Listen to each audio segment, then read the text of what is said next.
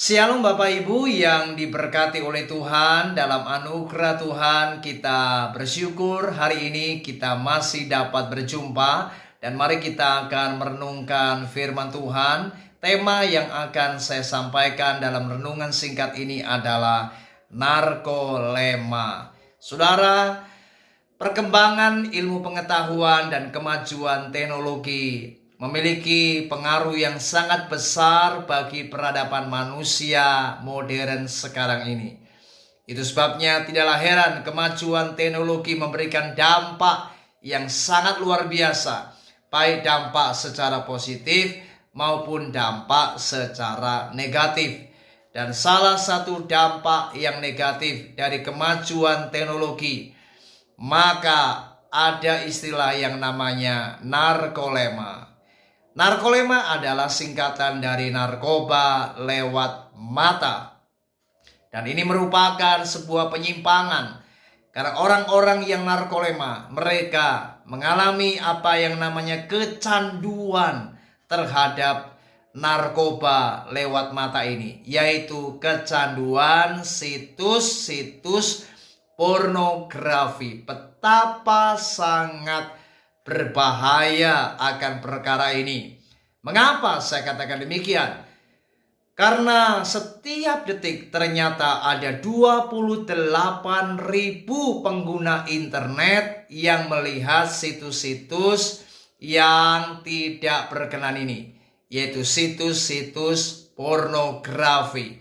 Dan 2/3 adalah penggunanya pria dan 1/3 adalah wanita. Bisa dibayangkan, 1 detik 28.000 pengguna internet. Kalau 1 menit, 1 jam, 1 hari, berapa manusia yang menggunakan internet? Saudara, ini benar-benar bukan perkara yang sepele, karena ternyata narkolema ini sudah terjadi di berbagai belahan dunia manapun, termasuk Indonesia. Itu sebabnya kita sebagai orang tua Kristen, anak-anak Tuhan, mari waspadalah terhadap apa yang namanya narkolema ini. Mari kita harus dengar apa kata firman Tuhan.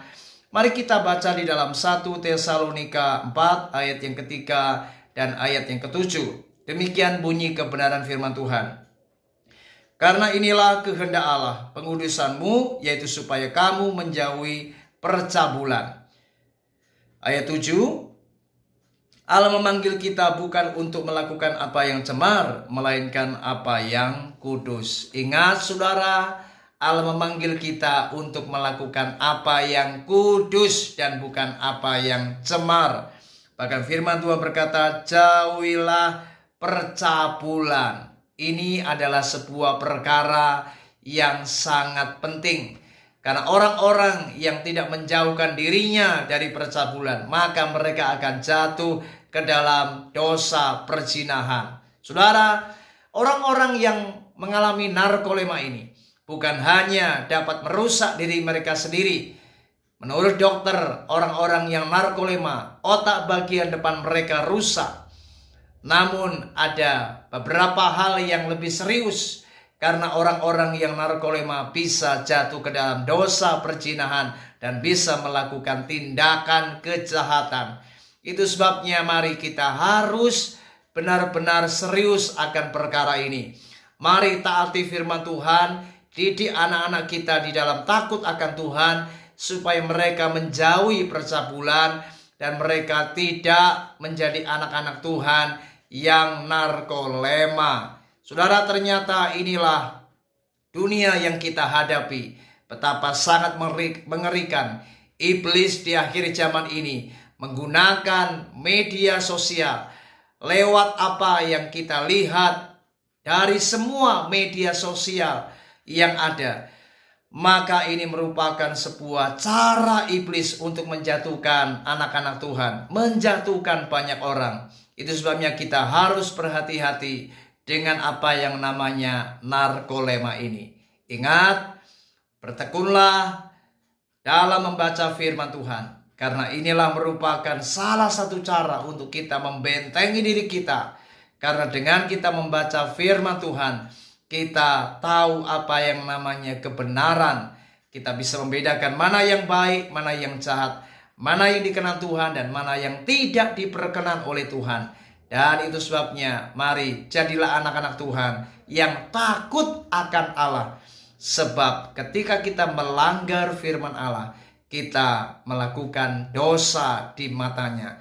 Dan itu sebabnya kita kelak tidak akan mendapatkan perkenanan dari Tuhan. Oleh sebab itu mari milikilah lingkungan yang baik. Bertemanlah dengan orang-orang yang tepat. Dan jauhilah pornografi. Jauhilah percabulan. Mari hiduplah di dalam kebenaran dan takut akan Tuhan. Kiranya renungan ini memberkati kita semua. Puji Tuhan. Shalom.